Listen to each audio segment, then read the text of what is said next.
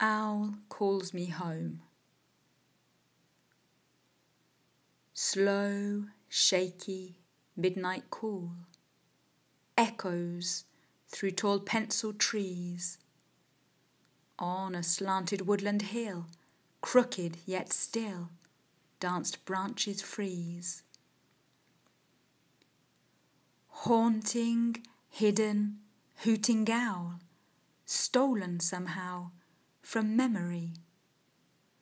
Listening land of starry skies, night breath sighs with reverie.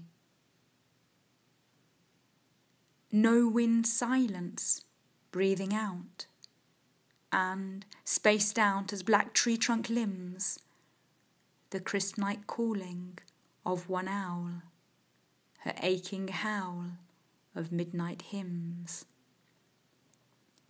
Unfolded throw of sleepy wood, quietly stood where few men roam. Internal turmoil, mad mind talking, out night walking, all alone.